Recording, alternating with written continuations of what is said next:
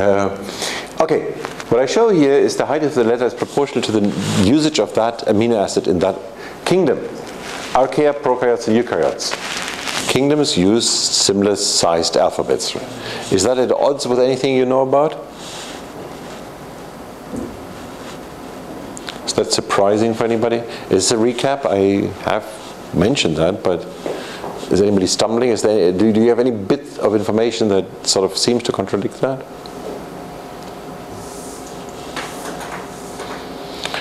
Heard about AC richness? AC content? So, or GC, not AC, GC content. So, in fact, the nucleotides, the triplets, are not equally used in different organisms or different, not even in kingdoms. But on the level of the amino acid, actually they average out. Why that is the case is not quite clear. It's an observation. Now, once you have seen that, you may rationalize and say, well, this is because proteins, after all, do the similar things.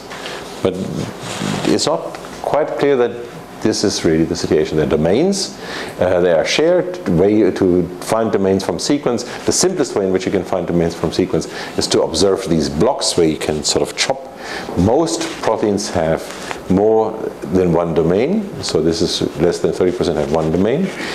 Most proteins have multiple domains, and domains for eukaryotes and prokaryotes are on average about 100 residues long.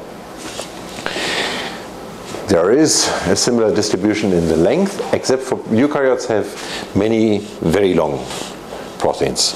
The point that I wanted to repeat, many of you in the room today already know, if you could possibly also fill in the names of the ones who are not in the room, whoever you know in that group, I would appreciate. If you can't, you can't. So the message is science is communication, and communication begins with questions you ask. Why do you put Ascension Day on May 17th if it actually is on the 10th? Next week is the 10th? No, 3rd. Oh, double. Totally wrong. But this is also about another aspect. So many of us becomes... So you finally did the computation of 17 minus 14. Actually, but that's also wrong. So it has nothing to do with the 17. Wow, am I wrong? I assume that the other dates are wrong too then. 16th is a free day, but I don't know what. No, I assume that all the dates are wrong. I assume, now I'm officially assuming that the slide is wrong on the public holiday thing. That may well be true. This is last year. So the point that I want to make here is the communication is one where you also communicate the results of your science. This is something that you have to learn as quickly and as well as you can, as quickly as you can, and as you have to be able to do this as good as you can. Communication is part of, in fact, doing science. Don't think about it as in science is the programming or the analyzing of data, and communication is just to sell your stuff. No. There is no truth to your data before you begin the communication. Remember that. Communication is really essential.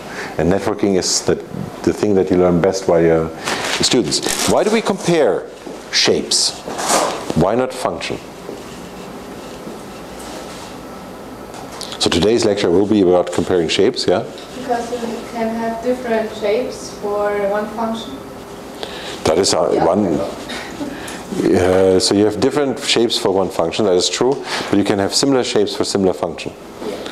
So you want to find similarities in shape in order to infer similarities in function. Let me get back to my question. Why not then go for function directly? Because you can't, because you normally don't have the function for... In many cases you have shapes and no function. So in many cases where you in fact compare shapes and find out that two proteins are similar in their shapes, you may not know that they are similar in function at this very point. So comparing the shapes, you may learn something that you do not know from comparing the function. That is one reason. Again, this is sort of the way the information flows. Sequence, unique structure, unique function, and similar structures are similar function.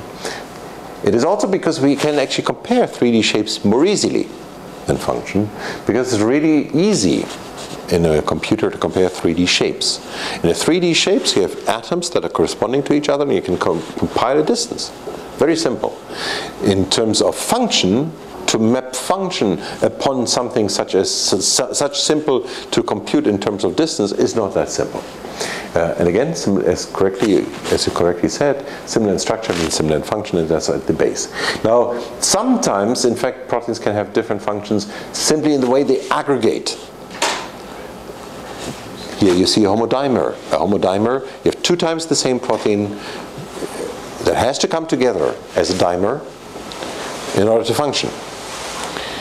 Some proteins are homotrimers, so they have to form trimers. 3 units have to come together. Do you believe whether it's a dimer or a trimer is written in the structure? So do you believe that just looking at the structure, you could distinguish whether this one is going to form a trimer and the other one is going to form a dimer? So there was somebody saying yes. Can I figure out through an energy function? So essentially an energy function in the sense of fit. So buried energy surface. You believe you can do that? So I assume that your question means yes. Anybody in the room wants to defend a no? Then I'd like somebody else to defend the yes. I assume that everybody association by guilt. So these 2 people were the only ones who raised their hands. So somebody else is going to explain why it's yes.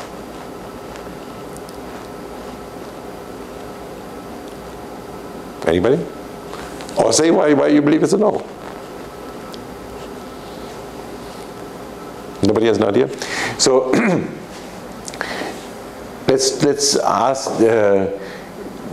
Let's turn it around. We assume, I believe, that the simplified assumption is, through computation of an energy function, we can in fact see the difference between a trimer. In this particular case, you see there's a sheet that is formed. And the sheet fits like that. You cannot fit another one into that sheet. Well, you don't quite see in 3D whether the sheet is sort of on the surface and you could pack another part of the sheet into it. But even if you could, you know that the formation of a sheet is always 2 strands. So by saturating them, you cannot just pack another strand upon it. Right? So energetically, this thing is saturated, and energetically, the way I draw it, you cannot draw a trimer. Now, unfortunately for some molecules, they can adopt trimers and dimers, or various stages of multimers. This is not an example for that. But there are other molecules where, in fact, you just imagine a triangle. So you can bind like this, you can bind like this. So you can do this or this, and it could do this. In some cases you cannot, and in some cases the energy function will not tell you which is right. And people, in fact, in some cases spend a lot of time trying with energy functions after they have the structure to guess what the biological dimerization structure would be. In some cases it works, in some cases it doesn't. Okay, how to get the shapes is primarily by experiment. That's the most accurate way. We'll get back to that. And then by computation. The experiment takes a long time. Okay, let's get back into, let's begin with this lingo here, 3D, 2D, 1D. I talked about different representations of 3D, and by this different certain representation, they're all 3D.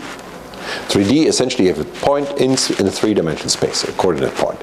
And that is the same for all of these here. It's just you put a highlight in a different way on the points. These are different points, these are different points. It's just the highlighting. But it's a 3-dimensional object. Okay, it's presented in 2D, but essentially it's a 3-dimensional object underneath. And that is in fact the reality of a protein. I also told you in Images and Reality that part of the reality is the way it moves, the dynamic features of it. And that is not entirely captured by the 3-dimensional object. Okay? But the 3-dimensional feature of the 3-dimensional object is essentially captured by the coordinates. Okay, that's simple. Now, this is the object in 2D, where I simply put down from residue 1 to residue 99, or 98 in this particular case, the sequence, and the same sequence here again. And every entry here is a distance between these I and j. So how far is residue 20 from residue 90? And in fact, the distance here, dark means very close. Okay, so 20 or something around 20 here No, okay, it's 19, 18 binds with residue 85 or something like that, right? Again to that question, this is 2D, this is 3D. Information content is a dimensionality less. 3 minus 1 is 2. Is that the same information content? In the sense, can I use the entire 2D information to reconstruct the 3D structure entirely? I have 2 nodes, 3 nodes. The node is moving. I mean, we have 6 nodes in the room, and 4 undecided. Where are those undecided going to fall?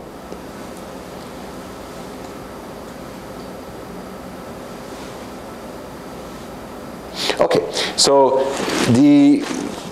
let's turn it around, and everybody is invited to respond. What is it that I miss?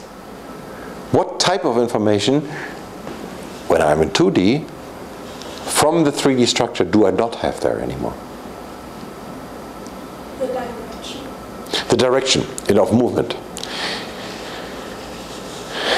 You put your finger on, you're right, but I'm not entirely sure whether you know what you're saying. What exactly do you mean by direction? You don't know if it's like this or like this. Okay, so let me just push you and explain through the push what I meant. Are you then saying that the entire information for the 3-dimensional structure is in the 2D map, except for the mirror image? So you don't know whether it's that direction or that direction. So you cannot distinguish between the image, so the 3D structure, and its mirror. But every other piece of information is in there. Is that what you're saying? I don't know if all the information is in this. Okay, so the mirror information is not there. That's already true. The part, let's just make that. Everything else now. So all the information. How is that? What else am I missing? I believe the no in the room was supposedly more than just the mirror image. So what else is missing?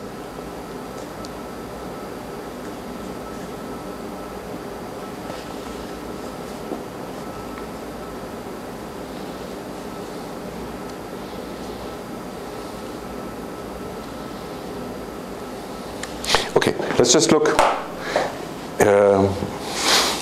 at something simple. My 3 fingers.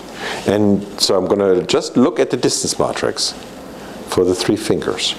Is there anything in this object that I cannot reconstruct from the distances, the 3 distances in there?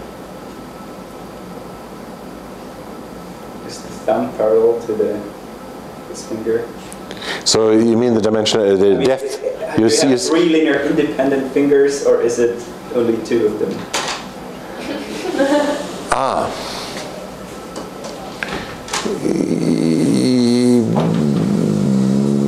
Well, is that what you say you cannot tell, or are you just saying that in my example actually the independent? No, I have 3 independent fingers. Okay, I mean if you have for one amino acid, if you have the distance to 3 other amino acids, and these distances are linear independent, then you can technically describe the exact position in the relative position of the amino acid. You can. Yes. Does everybody agree with that?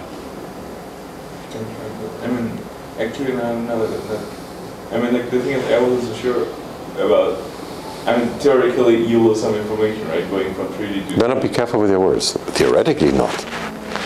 The question really is, do you in practice lose information? Theory is yet a different story. And now that we realize... My 3 finger. We can triangulate. So everybody's happy with that? You know that you can triangulate. So my 3 fingers did it for you. So what happens if I put the 4th? You just use the context of the single. So you can still do it, right? Yeah. So is anything different for the plotting? No. It's the same information. It's just the mirror image that we cannot tell. So, yeah? But can you see the structures like loops or whatever in the... Yes. How? Again, so the way you define a loop is you define the loop by its proximity to all the other residues.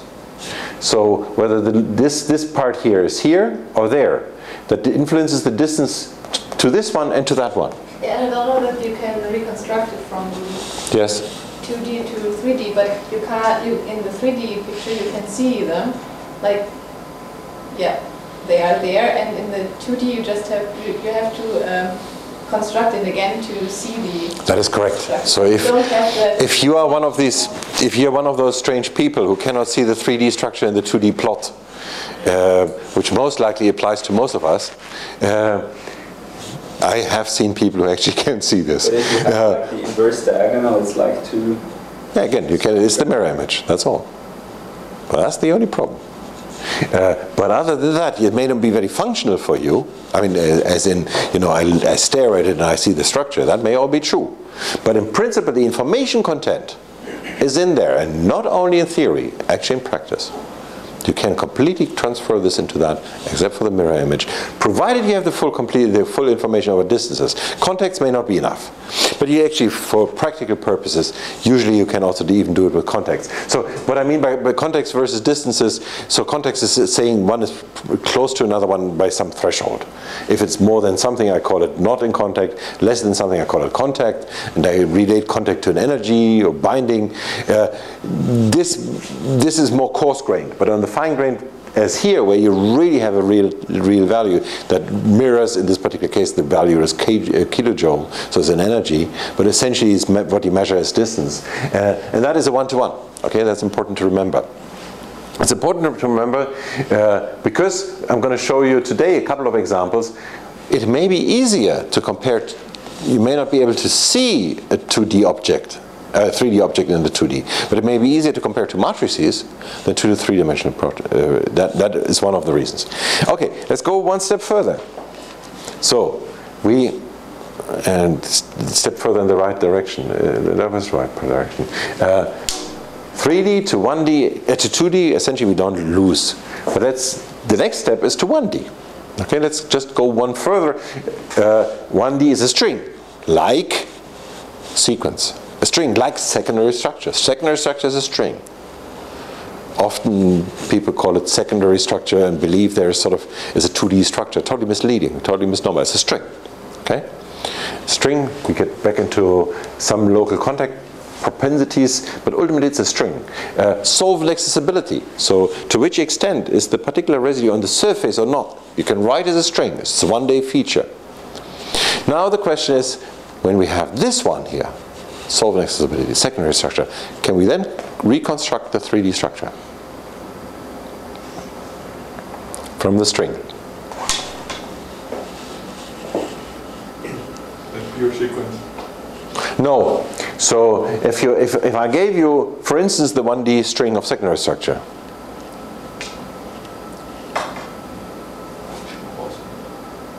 it is possible or impossible? Possible. It is possible. It's not possible. So we have two opinions here. Can now somebody fall on either side and argue for it? So far the room is entirely split. One for one, one for the other, and everybody else for I don't know. What is it? So ask yourself, what type of information do you not have in that string?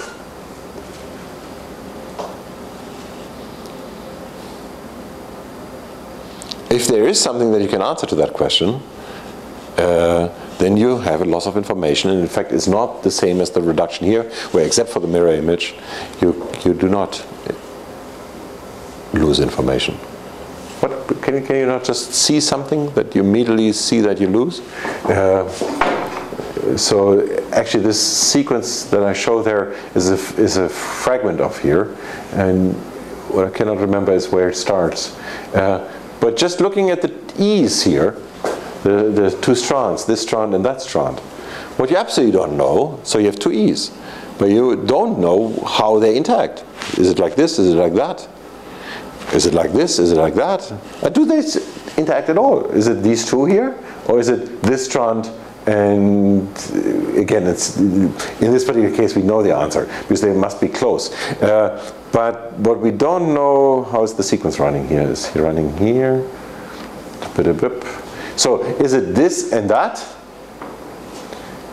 So are these two next in sequence also close in space? Do they touch at all? Not only how do they touch, but do they touch at all? We don't see that in there. So 1D essentially removes all the contact information. And all the contact information is essentially what constrains the protein, at least the long term here. In the, you see contacts on the local around the diagonal because helices are formed like that, beta strands are formed. But which strands pack is missing, and that means you essentially in 1D you no longer have the information. You still have fragments of the information. In a 2D map you somehow have some information about the diagonal. You see somehow local things, and maybe with some additional constraints such as solvent accessibility. You could imagine that you put together secondary structures 1D, solvent accessibility is 1D, so you essentially have all the secondary structure elements, and then you know that the whole thing has to form a compact protein. You know solvent accessibility, so for every single residue you know where it is with respect to the surface, and you just shuffle your secondary structure segments around such that you optimize it to the observed solvent accessibility. That may work, but it's an optimization algorithm that may or may not work. Okay, it's not, you still have the same function completely in there. Okay, that's important to remember. Now, 3D classifications. Are blue and red similar? Yeah, some people say yes. Most people say yes. Why? How do you see that? You really see that? Or is it just because you have something up there and something down there, and in between there's sort of some, and I'm asking you the question, and it's red and blue? You were right in this particular case. But the point I wanted to make here is that by labels, you see that similarity much more easily. So in this particular comparison, all you need to do is put the rods out, assign secondary structure segments, and you see it's much easier for you to see the similarity. So here it was a wild guess. Whatever you tell me, I don't believe that anybody steps forward and really tells me how the similarity, it was just a judgment call. It's fair enough, you flipped the coin. But here you would do much more than flipping a coin, right? You would actually look at it for a few more minutes, and you would even point to me, those regions correspond to each other. In fact, in order to optimize the similarity, I have to turn it around. This is something that you would immediately see. That in order to establish the similarity between the two, you cannot align them as three-dimensional objects as they are on the screen. You have to have some additional movement here. And that gets me to the issue, how do we compare three-dimensional objects? So let's begin with the matching shape idea. So you have this shape, and you have to actually figure out in which of these openings you have to put it. And if there's anybody who smiles at it, it's surprising how little children cannot do that. I remember when I observed my daughter, and I was absolutely, it was incredible for me to see, I can't remember what the age is, but there is an age at which you can absolutely not do this. No matter how trivial it looks for others, and there's a click. So there's this moment when they figure it out, and then they do it always right, and there's this moment before where they just try all the possibilities, and there's just no difference between putting something that's even way bigger. Now here what we have to look at is we compare this to this and this to that. And one way of doing that is essentially you find the optimal superposition. And in this optimal superposition, then you cut out the overhang, the things that don't fit. And the mismatch is essentially, you argue that this is a better fit because you have less overhang, you have less mismatch. The same thing here. So, except for in this particular case, the mismatch is a slightly different shape. Now, in order to do that, the first step is you have to maximally superpose them. In the sense, you have to find the corresponding points. This point, I mean, okay, I have to find a different example. So we have to say that this one corresponds to this one to that one, and this is the one that is different, but is correspondingly different. Right? Okay, from a simple object, I can also rotate them as simple. But you have to find the best match, and that is the first step. And once you have this best match, in some sense, for objects, you now have to somehow put points onto this in order to compile differences. That's the simplest way in which you can compile overhang. Okay, you can, in a program, you could just look at the area under the curve. Is that easy to do? No, it's not. For a circle, it is. But for the green object underneath here, it's no longer possible because you don't have an analytic expression for that shape. You don't have an analytical expression for all shapes, so you cannot easily compile the area that is covered. That means you cannot easily compile the overhang. And the way you sort of hack into this is you put it on a grid. So you essentially, even for regular shapes, you compile corresponding points, you grid it. Point is defining a grid. And then you say, compare point by point. This is exactly the way you would also do it for any kind of shape. Okay? It has nothing to do with the fact that we are going to look at residues later. This is essentially something that for any shape comparison you have to do. One way then of compiling it is the simplest difference is the root mean square difference, where simply for every single point we look at the differences. Anybody in this room can immediately see one feature of the root mean square difference for comparisons? Symmetric. We will get into that issue in a moment. That's not what I meant. What I meant is we square a difference. By squaring a difference, and then we sum over all the squares. But by squaring the difference, it means that if I moved out with 0.4 further, then that would hit me a lot. So when you have many points that differ a little bit, versus the situation where most points are exactly at the point, at the same position, and one is way out there, then that will dominate the sum, simply because it's a square of differences. So far apart squared is even further apart. So in some sense, outliers dominate what you get in the end. And that's important because ultimately there will be an issue about where do you cut. And whoever is not on the photo, do we have people in the room who are not? There are a couple of people. Whoever is not on the photo, please come to see me. I have to make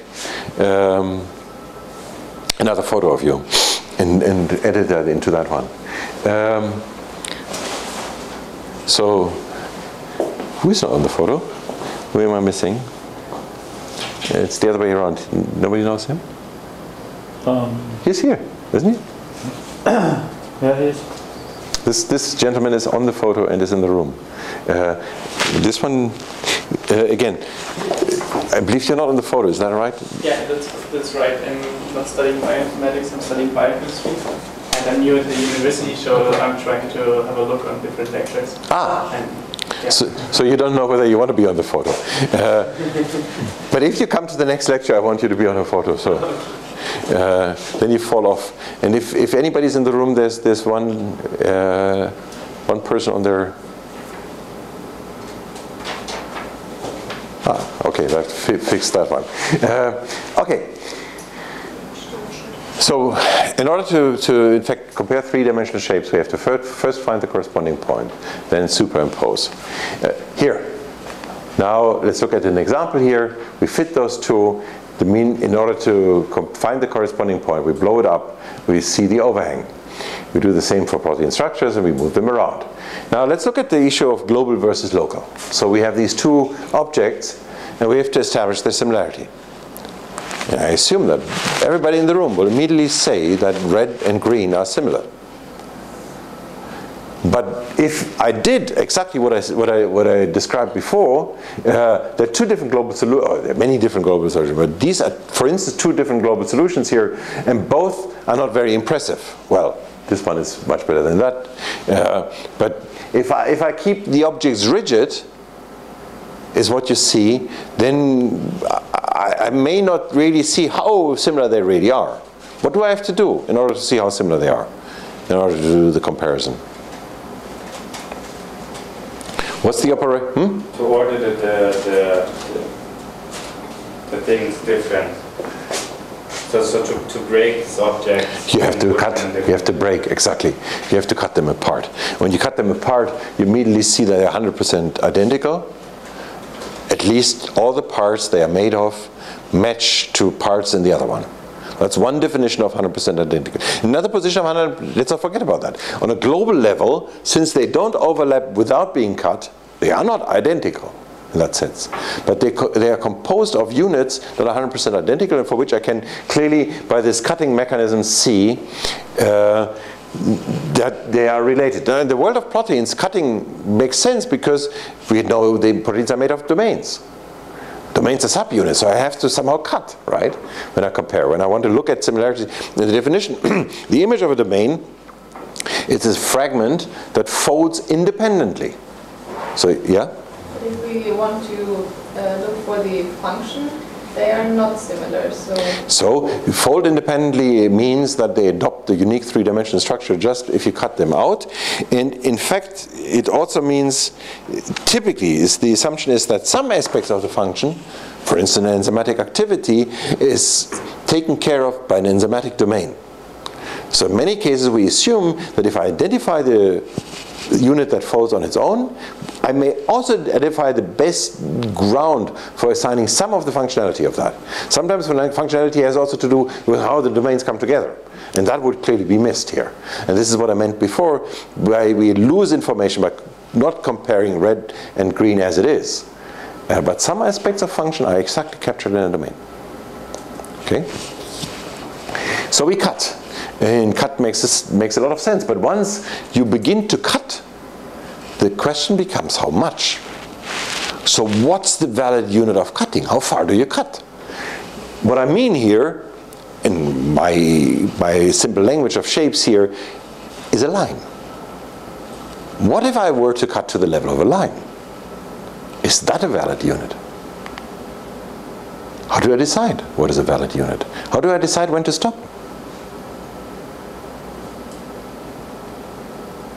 Let's begin with a simple question. Single line, is that a valid unit? No, why not? I believe there's not a single person in the room who believes that a line could be a good approach to cutting. I believe everybody immediately, intuitively feels that just comparing line by line is nonsense. Why? Why do you come to that conclusion? You're right on, but why? What is happening in your head? It's not a random guess, yeah? You missed too many information and things seem to be similar which aren't. That's the main point. A line, any line matches to any other line. So you miss the background reason for doing all of that. We want to find relations. When we cut to the level of lines, we find everything to be related to everything, and that is not very helpful to find relations. We need something that is specific. We want to have similarity in structure. We hope that we get similarity in function ultimately. But a line is not that cut. A domain could be that cut. And in fact, in order to define what is the valid cut, one is we could look at scientific significance, and that could be some expert says. Or, implicit in what you said also, is so they say there are domains and these domains are functionally important, that's why I do that. Or we could say, well, there's sort of background distribution. And if I have a cut level, such as a line that I map everywhere, then that's unreasonable. In particular, if everywhere, if, for instance, I want to establish that two proteins are related in structure, and I take two proteins that do not have the same 3D structure, and my cut thing, be it the line that I say, maps to both of them, then that is cutting too much. Okay? Because I map equally to two objects that I don't want to be similar by my comparison. So then the unit is too small.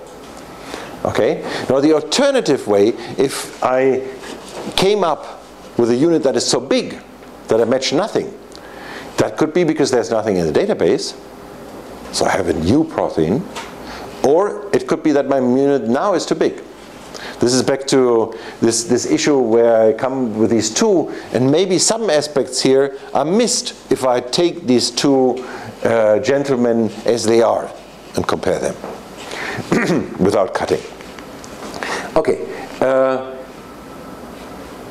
Is that the only way in which we can do that, by doing an RMSD on Cartesian to compare these two objects? Can you think another way? Can you think about another way? It comes back to something we said already today. Instead of comparing these, okay, they are all two-dimensional objects. Fine. This is, I call them three-dimensional, okay? That's a major point for my next step. Is there another way in which you could do it? Anybody? Compare volume. You could compare? The volume. A volume. This is a great idea. We'll get back to that in a minute. It's a great idea. Anything else? Simpler. Actually, volume is not a bad idea because it's almost 1D. We get. Okay, let me give the solution that I meant. Otherwise, I get into trouble. You can essentially build up from that, just that we discussed before, the 2D map. All right. So if we have for the one object, now you don't see the two objects anymore. Here you see the two objects. These two objects can both be translated into their own distance matrix. So this is the distance matrix for that. This is the distance matrix for that. And then the comparison is simply point by point of these two matrices. That's very, very simple. Right? And that's another way of doing it. So some issues about how to compare in 3D, and many of these slides are from Patrice Köhl. Thanks, Patrice. Let's begin here. So we have two steps. We have to identify equivalent positions, and we have to find a superposition that is somehow independent of a domain movement, meaning that it makes sense. And then we have to compile a distance score, an RMSD. Let's get back to this issue that I showed before, to this protein. So the first aspect here of the RMSD is it is not a metric. Because in the way it's done here, you have protein B similar to protein A, protein B being similar to protein C, but C is not similar to A. And there you break the metric. One of the features of a metric, right? That's one important issue to remember here. The other important issue to remember is that so both of those here are 2.85 angstrom deviation. This and that. So this is a main chain atom. So you have essentially, you take this, the C alpha carbon, you take 1 point in the residue. That is the point that you typically also draw when I show you these drawings. And for that is the corresponding point. For that you compute the RMSD. Okay, that's 2.85 angstrom. And now you see that in fact visually you may feel that this is more than that, or more reasonable, or more complex, or you may, just looking at it, give it different value to align the two helices there that are not fully aligned, or to align something as, let's call it complex, as this winding of a strand, right? But the value that you put there, the similarity value, is the same. Now this is important because after all we're comparing structures in order to compare a function. We want to look at something that is similar, but ultimately we're going to look at values, at numbers. And this creates different numbers, or similar numbers, for something that may be different. Okay, here's one way in which you can do it. And that's the method called SAP, that comes from Willie Taylor and Christina Rengo. Sequential structure alignment program. And the idea is you essentially use all the distances, it is C beta, could be C alpha matrix, and apply double dynamic programming. So on Thursday we begin with programming and sequence alignments, but by now you have all heard anyway about dynamic programming. So you have some idea about how it works. The reason now why you need a double dynamic programming, so again you take protein 1, A, protein B, you translate every point, every residue I, for every residue I, you note down to its environment the distances in a local matrix, just like the way we had before, and then you find an optimal path through the comparison of two matrices. And why I skip over that is you may find that dynamic programming is totally trivial. The double dynamic programming no longer is trivial. So this is actually a very complex method. However, you have to get into double dynamic programming because the dynamic programming assumes an independence of position I and I plus 1. In order to align two contact matrices, you have to drop that assumption because you're looking exactly for that correlation. So that makes the story become slightly more complicated. But there is an algorithm that can do it in SAP here. Essentially, this optimizes the score. Optimizing the score means that you essentially lose information about direction in a local way. They try to get out of that problem by putting sequence information back in, and sort of by also using sequence similarity, they less often do moves in the wrong direction. And ultimately what you get is a comparison of sequence and structure, of local structure and sequence SAP. One. DALI is a later method from Holm and Sander. Lisa Holm and Chris Sander, now at Harvard. It's no longer right. And Chris is just one of those people. This is from 5 years ago, over 770 papers. And then H index of 92, is an ICB fellow, one of the big shapers of the field. This method here is using exactly distance matrix alignment, is the reason for calling it DALI. So what you do is you begin by rolling out the sequence in secondary structure segments, and then in fact compiling two distance matrices, segment by segment, driven by the matrices, and then you simply find the optimal path through molecular dynamics or through a greedy search algorithm through the comparison of these two matrices. You can do it because you zoom into segments. You don't do it residue by residue. You're not looking at any ij in these two matrices. So you're zooming into regions, and then you essentially can compile the similarities between these matrices. It's still an expensive algorithm, but still, in fact, the problem here is it tends to chop it up too much to find too short regions. The third one that I briefly want to mention is in some sense exactly what you said before. Comes from Munich, from Fabian Bürzele and Ralph Zimmer. You know, at least Fabian is now at La Roche in the area, you know, Ralph Zimmer. And the idea there is you take a particular residue and you replace it by its Voronoi volume, so to speak. And then you do, again, a dynamic programming on the Voronoi environments. This is simpler than contacts because the complexity of the information is simpler. You're not comparing two contact maps. You're essentially comparing two 1D strings. And you're back to mapping it to the simple dynamic programming. Okay? That's the beauty of this one. It is exactly your idea. There are other methods, but before I get into other methods, let's just look again at the global versus or at the different shapes. So these are two forms of calcium. Binding, or this is a ligand-free version, bound.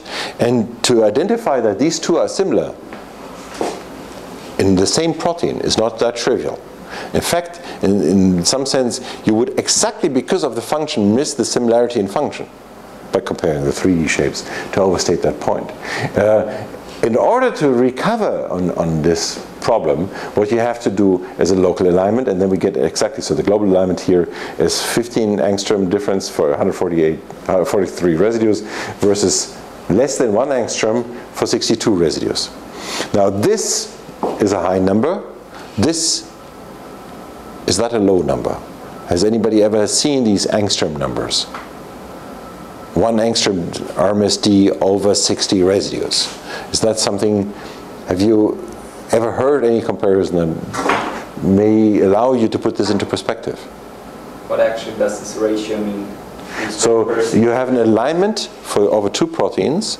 This alignment spans over 62 residues. So you essentially look at this, what you see on the whiteboard here. These are two proteins for over the 62 residues. They align to within less than 1 angstrom, meaning that all those 62 residues, the summed root mean square difference is less than 0.9 per residue. Is that the answer to your question? Yes. So have you ever heard things that you can compare that number to? Okay, this is good, because the size of a hydrogen atom is around. This is a great way of saying it. So every single residue between the two differs by less than a hydrogen atom. So you cannot even fit a hydrogen atom in between these two. That's a great way of saying it. Thanks, Jade. Something else? Is there any other information? Have you ever heard about, yeah? I mean, crystal structures in biochemistry, normally crystal structure with an RMSD of 3 to 4 angstrom, it's okay, it's a good value.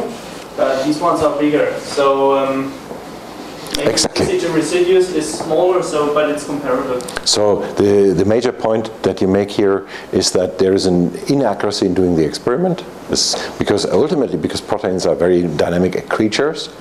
It's not easy to nail them down, and to nail it down to that level of accuracy is very challenging for experimental information. There are very few X-ray structures.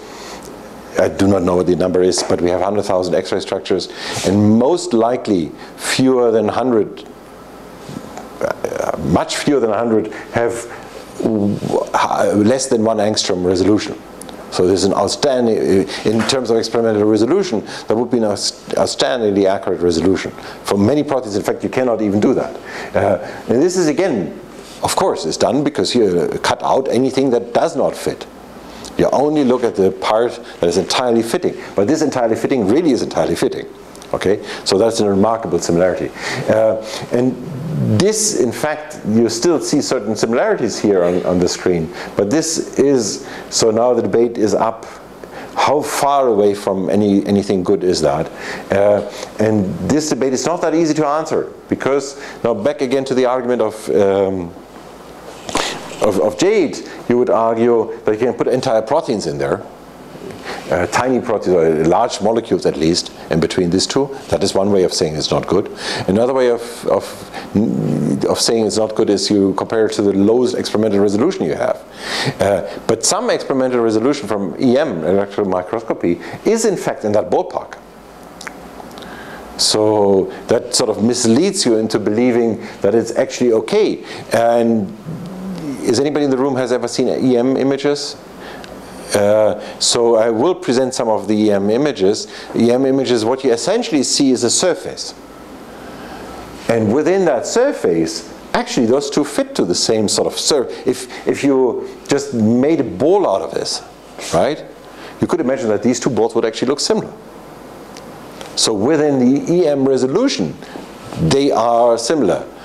Now, since we're comparing objects on the molecular level of detail, that does not make sense. If we just compared their surfaces and got 15 angstrom, then we may learn something from it. But in this level of comparison, 15 angstrom is just not implying similarity. Okay?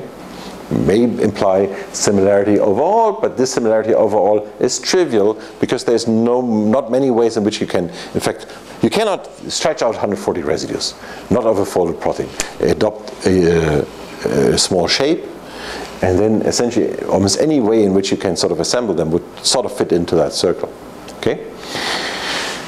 Okay, so there are different types of alignment methods. I briefly mentioned SAP, DALI.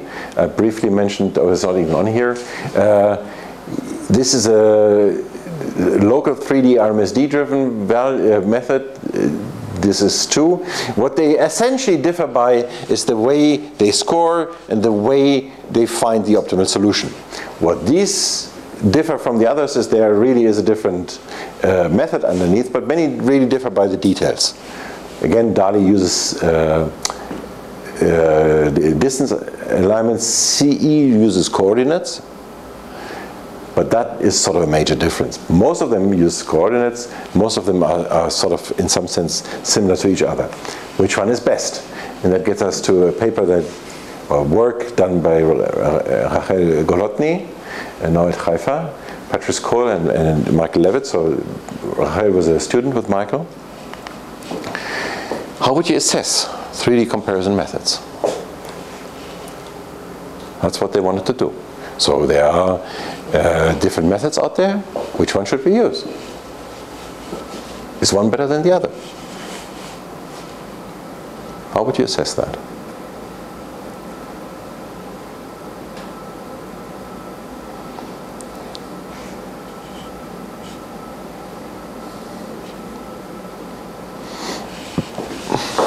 Yeah? Maybe you look at proteins that are evolutionarily really close, and so proteins of which you know that they're quite similar. So if we looked at proteins that are evolutionarily related, then most likely what we would find is SAP, there's one module in SAP where you use sequence information, right? The moment you're looking for some feature that is sequence related, you will score them according to how much sequence feature these actually use. And some of them do use sequence feature. But so the problem is you're the closest to the window and you feel cold. And the further away from the window, the more they feel sleepy. Too warm. But I hit the wrong one. I see that now. So the idea in principle works. The problem is that it may lead to the incorrect ranking in some sense. It's one idea. Another idea? In fact, again, let me make that clear. This is one idea, and that's one idea that has been published. So there are many people who tried exactly that. Another idea.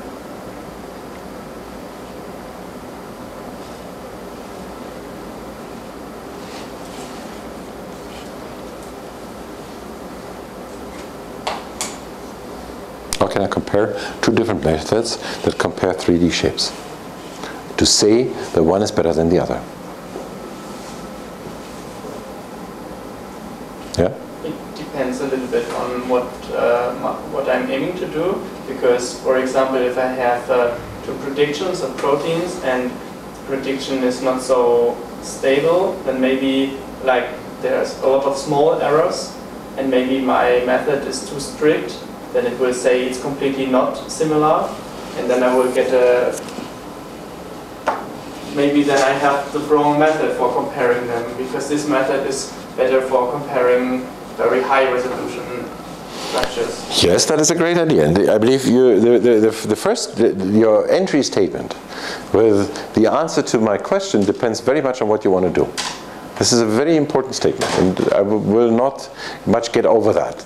Ultimately, I will show you one solution, and what you say will remain to be true, and it's going to be remaining an unknown. My sort of follow-up question on you then is, now just pick one way that you're interested in. For instance, you said maybe there's one method that looks more at the detail, and one method that looks more at the coarse-grained. So one is maybe then better to assess the accuracy of prediction method, and one is better to sort of really look at the accuracy of X-ray crystallography. That's true, what you said, but in order to sort of assess any of the two, we have to begin with a set. Can you define a set for any of the two? So I leave it to you to define what your goal is, but tell me what your solution is.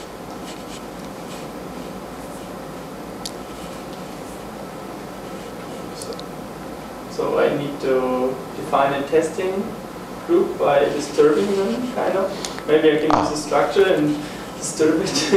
That, in fact, is a great idea. And this is what people have done for the assessment of structure prediction. Again and again. Essentially what they do is they take a 3D structure and they wobble it around, or allow some introduced temperature to make every C alpha or whichever level you play this, C alpha move a little bit out of the position that has been observed, and then ask how well does that fit my energy function. So well does my energy function pull it back to what the original conformation was. The problem with this is that you create, in the most extreme example, let me just say, I'm overstating my case now, just to explain what the problem is. In what I create is I move one C alpha out of the way, and I do it in a computer in a random way. Maybe that random way is what the protein will never encounter. So maybe my energy function never has to actually be able to distinguish that situation from the original one, because in the folding path, that particular difference doesn't happen, okay? Because I introduced it artificially. And maybe I hit one that the method cannot distinguish, although the method is really right. So, but I'm overstating my case, and the way I'm saying it, this is not right what I'm saying. I'm not trying to say a perturbation of a single residue will not be able to test my energy function. This is not what I'm trying to say. But I'm trying to make the point that I sort of bring an uncontrolled perturbation of the system. It's not an experimental perturbation of the system. I don't have experimental data that gives me that. So what I'm looking for is something. This is one solution, and again, people have done that. But can you think about something that is sort of, let's call it more tangible, more measurable, or it's also wrong. Something else. Just think about something else.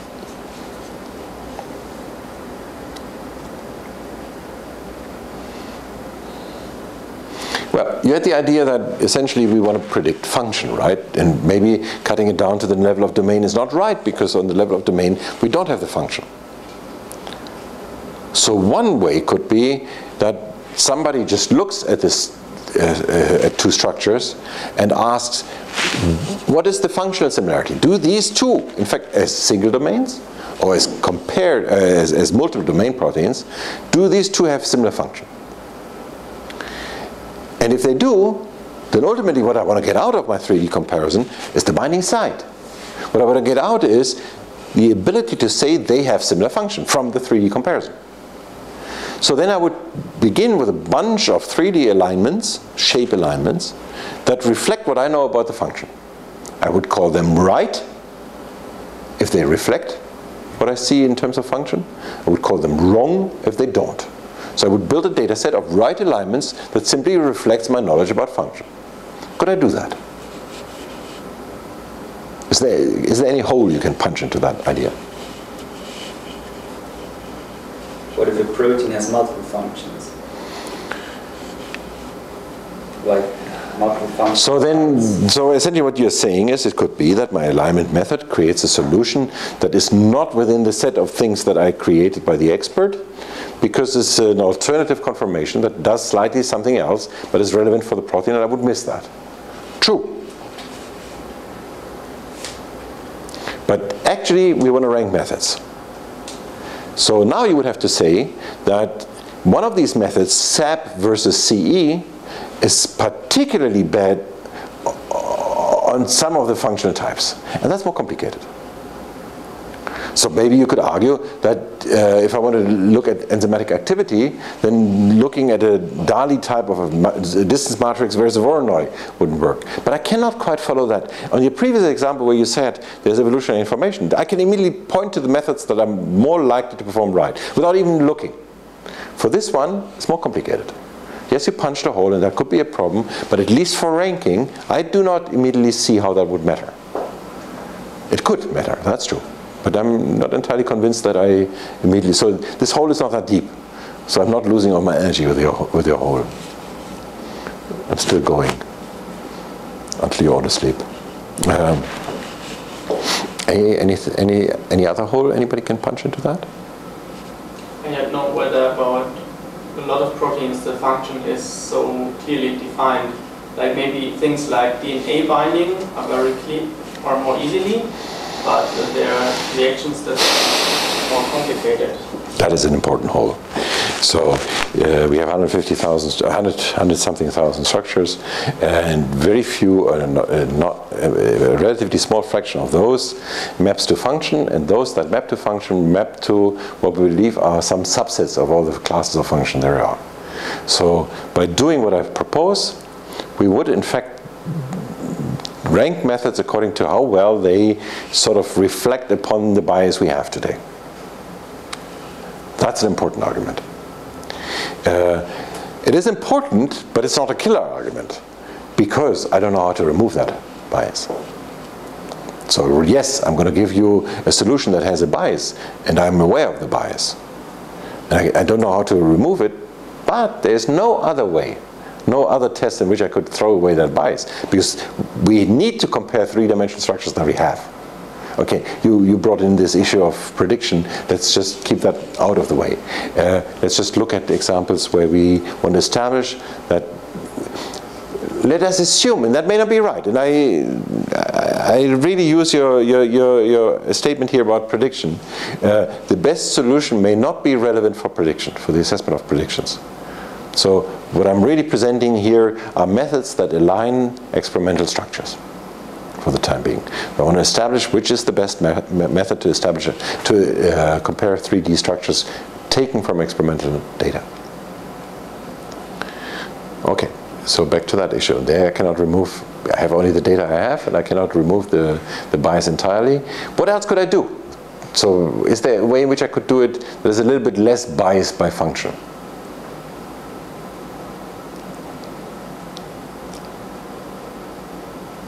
Okay, what if I said that we're going to find someone, let's just pull this sort of strange word, an experimental biologist, and this someone is going to just look at it. This person is going to look at 5,000 structures and compare them visually and say this is right, this is not. Would that work? Maybe more than one, right? 10 biologists or 20 biologists. 20 biologists or 20,000? No. So 5,000, no single experimental biologist would do it 5,000 is what you say. Because it would be biased, right? Because if you have one and maybe he was sleepy at one point. And then Oh, that's an interesting one. So you find yourself 10 experimental biologists who are ready to do 5,000 each. In a way, we can. Good luck. It's a great project, but finding one, I believe, is already a challenge. We found one. Not we, but the field has found one. But the one has not been cloned, and the effort is sort of getting more complicated. But so yes, there are very, very few people around who do this sort of thing. And the thing that I had expected you would say is you don't trust that one. In some sense, in your 10, you implicitly say you don't trust it. Yeah. And that is an important issue we also have to keep in our background. Now, here the solution really is the one, let's find the expert, and the expert says right, and let's just then compare different methods. In different methods, so again, this is a fraction of false positives, fraction of true positives, and so the first thing that you observe is there are different solutions, and the different solutions differ. No, my problem is I don't remember the dashed lines. So the dashed lines is not what you should look at. What you should look at is the full lines, this one here as opposed to this one as opposed to the yellow. So the methods differ. The next so the dashed lines is the original method. Oh, it's the other way around. The dashed line is the original method, and the solid is sort of an optimization procedure. So that is taking the original method and doing something that is slightly helping. Now, the other observation here is this top line is best of all. So for every single comparison, I am allowed, I have 7 methods here. No. 6 methods. I'm allowed to take the best, the one that is closest to the expert solution. And the one that is closest to the expert solution, there is always one that is better than all the others. Or there's always one that is better than the... So if I took all 6 and I knew which one to pick out, then that would be the best way of going. Okay? And in fact, that clearly beats all the methods, but it may be difficult to find it. Now this figure may start you into saying, well, there's a lot of room for improvement for finding a method that picks the right one in the 6, or for finding a new method that in fact does better than all of the others.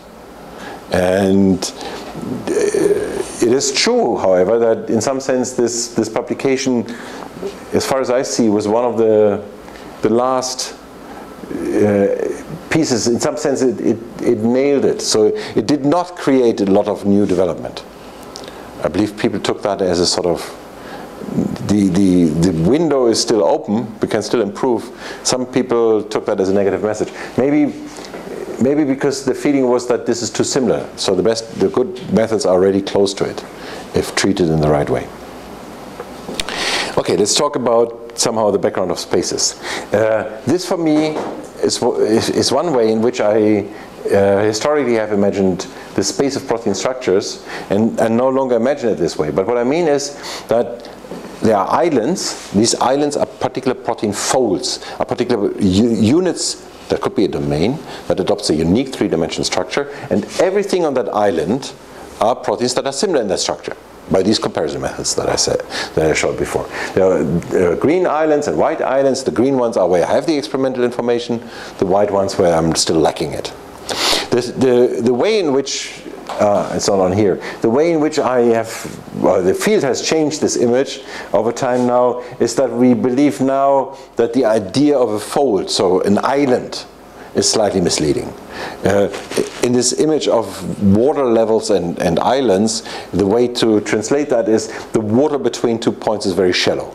So in an evolutionary time space, you can walk from island, you can do island hopping, so to speak.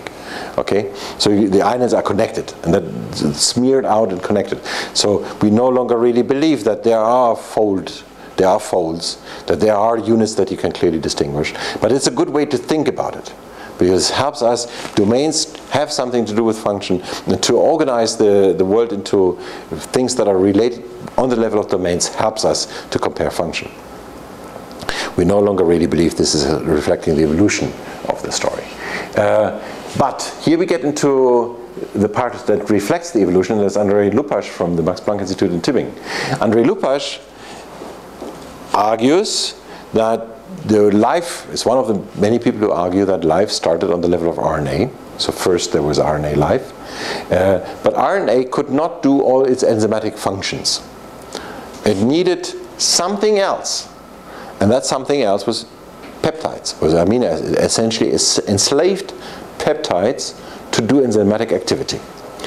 Now, in this model, then at some point in the universe, in the evolution of this model, proteins take over and determine what is life. But on the step to that, on the first level, if you enslave amino acids or peptides to bind to RNA and to do enzymatic activity, then the type of amino acids you would take, the type of protein motifs you would take, are driven by the task of the RNA. For instance, you would have a higher probability than if you used all possible 100 amino acids. You would select the 20 that have a higher odds of binding RNA and do this sort of enzymatic activity. And that in fact is true.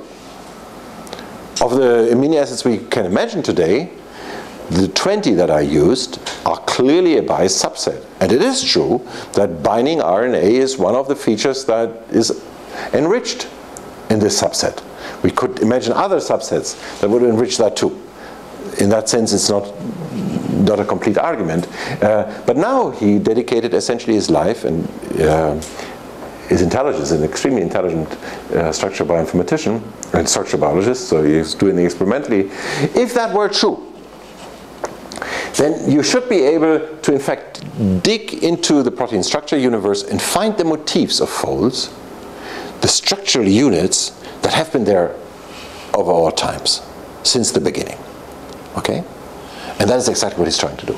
Experimentally, computationally, over the last 20 years, he has essentially gone one by one, example by example, and tried to nail that this is a module that evolved that way, with a similar structure, with a similar evolutionary history, with a similar structure, with a similar function, and goes back to the beginning of the beginning of time.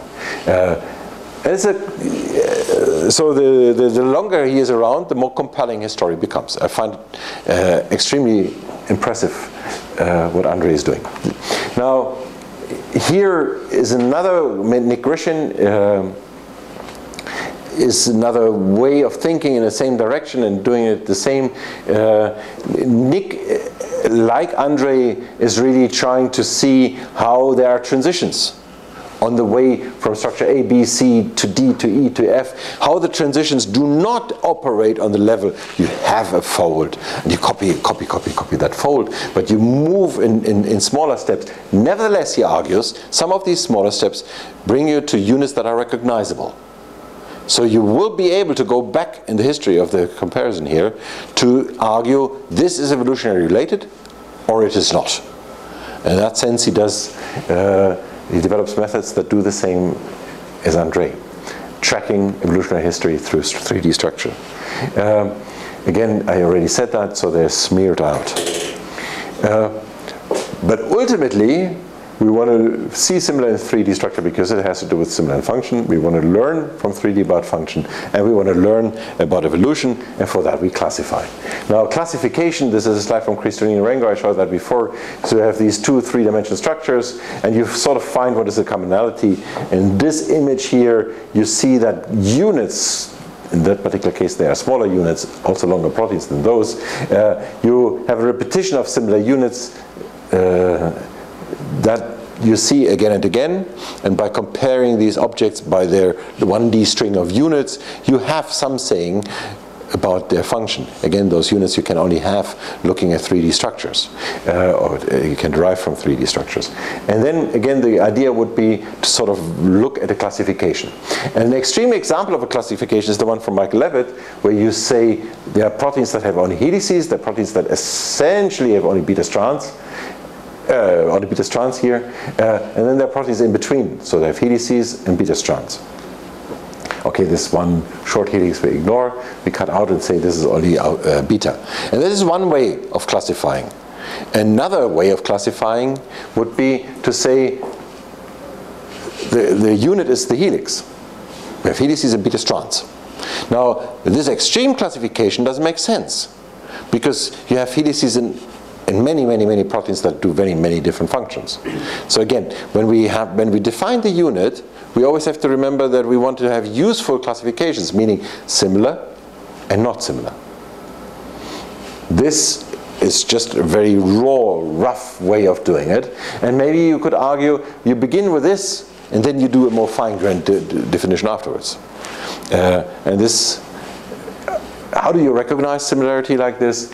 Well, one way of looking at it is you look at it. And I'm going to just quickly, I'm going to rush through something like 40 slides now.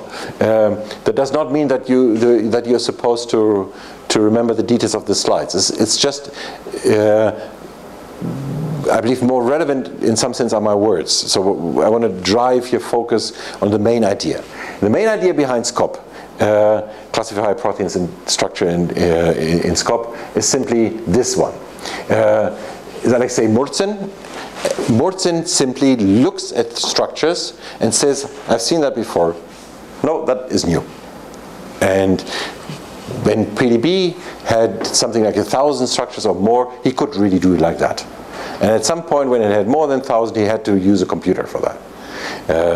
And he had to play around with it. But for a long time, he really could just look at the three-dimensional structure and recognize them. Then, in order to bring it into a computer, you introduce a hierarchy, and that hierarchy is in fact exactly driven by that. So you begin on the highest level, you have an all alpha that gives the class. Those are the top classes. And then you go and further down the line, you distinguish whether these two they're overall a similar architecture, a similar 3D structure, but in detail, so you see here's a hole in the barrel, while here's sort of a long beta strand, so you immediately can recognize that they have similarities and differences. So the next level you distinguish those. That is essentially the level of fold, and you go further down in the level where you essentially talk about an evolutionary relation. So in this level you essentially do a sequence comparison, so you say they are structurally similar, have the same fold, they have the same evolutionary history. And then that on the level of fold is similar as before, the tin barrel. As I already said before, the idea of a fold is sort of a little bit old, but overall this classification essentially, and I believe this is all I should say, works. It's driven by an expert. That's the strength and the weakness of SCOP. The weakness is because you cannot measure it. Now, Cath is sort of comes from Christine Orengo and Janet Thornton. That is Janet Thornton, another one of these giants who has just resigned from being the director of the European Bioinformatics Institute. And in fact, one of the things that they did in their first classification is to simply draw the universe of all the protein structures, published in '97. It's the first time that anybody sort of in one paper put out all the different structures on a cartoon level like this. And that simply came from, in fact, classifying structures first. You may argue there is not a lot of value in it, but I found this very, very impressive. And you do so too, so that you even cuff your applause to it. Cath uses a similar idea and principle like SCOP in the sense that it has a sort of high, so homology means sequence similarity. Here it goes the top level, all alpha, all beta, and it does all kinds of various levels in between. And I want to skip Cath to the end of it. One point, just in the unit in Cath, as in SCOP, are domains, are unique three-dimensional regions that typically they hope are related directly to function. And one of the big differences between Cath and SCOP, in SCOP everything begins with Alexei Murzin, look at it. Here they begin by looking at different alignment, different domain cutting, different sequence structure alignment methods. And when two different methods come to the same conclusion, they will no longer look at it. When they come to different conclusions about where to cut, then experts look at it. And you immediately see that you can simply handle larger numbers with this approach. So most of it is done automatically, but then the sort of tricky cases are decided upon by people, by a group that discusses this, that includes Christine. There's a certain overlap. You may call that a high overlap or a low overlap. This was done in 2009. 70% of the proteins in the PDB are classified by Cath and SCOP to have a similar domain structure. Not of all the pairwise comparisons. That number is a little bit lower, and I believe I gloss over it. When Cath has the idea of superfamily are things that are related in evolution and structure. So in this particular case, you see actually 50 different structures. That is one of the superfamilies, and they are called superfamilies simply because they're large. In fact, the Cath database was the first example that introduced this idea of a superfamily. That there are families, so related proteins, sequence-related proteins, and things that are no longer clearly similar in sequence, so just looking at sequence we wouldn't identify it, but from structure you can see that they're similar. And you can in fact also see the sequence similarity once you know the structural similarity. And some of these families are super large. Why could they be so large? Why could some superfamilies be very large? And I believe I show an example for something else before. But why could you imagine that some families are larger than others?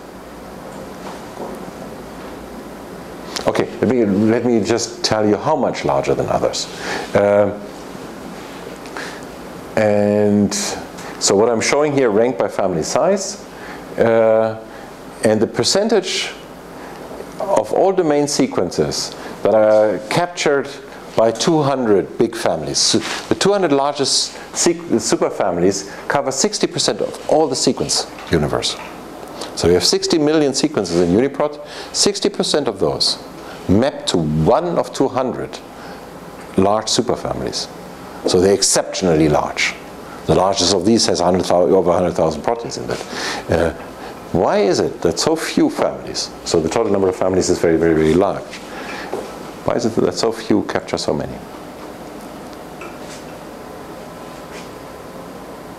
Any idea? They're just like family of important proteins. Yeah, but why are they important? What do you mean important? For what? Like metabolic import, for example. So there are particular functions that are essential to cells, and you have many, many times the same copy or a similar function because this one is so important. Yes. That's one answer. And we believe this is a correct answer. Can you think about something else? Another way of phrasing the same, possibly the same thing, or possibly not. Think about it in terms of physics. So in terms of physics, the way you fold a protein is you essentially adopt a unique three-dimensional structure by going to some energy minimum. What does it mean that you find many, many, many proteins in a similar energy minimum? Is it because there is some folding patterns that are actually similar? Similar. Yes, this is correct what you say. But just in terms of, let me I believe. So if these would be the energy patterns of two different families, would you immediately point to one of the two being as a larger family than the other? You would, right? And then you immediately see what I'm asking. So there are, physicists call that attractors. So there are solutions that are so attractive in an energy space, free energy space, so in the way you move around in this energy space, that you essentially, anybody jumps in there, right? It's a deep hole, everybody falls in. And this is another way. Tin barrels are, for instance, an example where we have functional reasons why we would see tin barrels, but we have clearly structural reasons why we see them. And maybe those are ultimately the same. Maybe the way they evolved is because there is the deep dip and is energetically most favorable as a three-dimensional object. And then the universe of protein learned to put the particular function exactly on that. Maybe. Speculation. Two different views, both would explain something we see, and both clearly capture some of the truth. Still, in 20 years we could possibly come down and say it's one of the two. Skop and Karth. Now, Skop and Karth both still sort of have, you could may call it the strength, and you may call it the stigma, or whatever you call it. So the advantage and disadvantage of having a human involvement. That is not carried over by Manfred Zippel's methods. Again, Manfred is an example of somebody who has influenced the field amazingly. In this particular case, you see not so many publications, not such a high age index, but many people call the knowledge-based potentials the Zippel potentials. And once you sort of get your name into something that everybody uses, you begin to see that this person clearly has influenced the field. I'm saying that because in this particular example, these numbers sometimes are impressive and sometimes tell a story, but not always. I should have made that point earlier for Murtzin too, but Manfred is another example. Now, Manfred developed this COPS hierarchy, classification of protein structures, and his entry statement is, we need to find a way in which we can classify without any human interaction. We need an objective measure where only one number will in fact tell us yes or no. Maybe this method makes mistakes, but in order to classify my universe, I want something that's objective, measurable, from begin to end. In order to do that, we need to get to one of the main issues, and that is the metric feature of the RMSD. We can only classify space if we introduce a metric that goes from similarities to distances. When two proteins are classified together, they are similar to each other. But if something else is not similar to it, I should be able to say, well, that actually is more different. Okay? When I have, that's what I need in order to map a real space. That's what I need to map a globe, to map territory. That's what I need for triangulation, as you said before, for a GPS. And the way he did it is by this simple formula. This is another one of those examples. This is a very short manuscript in Bioinformatics in 2008 that for the first time brought a bunch of axioms or statements that allow you to redefine the problem in a way where you suddenly can use a metric for structure comparison. Nobody had ever done that before. This is a particular way of doing it. There may be others, but this was the first way. It's a convincing way, and it allows you to, in fact, in top match, classify the universe. I don't have the time to go into these. Essentially what they say is that a lot of what is added to the PDB is not really adding new structural themes. COPS can parse domains automatically and classify structures, and in fact classify even larger objects. COPS is currently also the only method that can really compare pairs of proteins or interacting proteins on a larger aggregate number. So COPS can just handle entire machineries of 10 proteins and more. But those are in fact currently all the main sort of databases that exist for structure comparisons. Again, structure comparison methods are used to create those. Here it begins with Alexei Murtsin, but structure comparison methods are also run now. Here the structure comparison method is always the first. And here is only a structure comparison matrix, but essentially is largely RMSD based. And in terms of the structure comparison, there's not so much novelty. The novelty here is in fact in unifying the way the universe is done.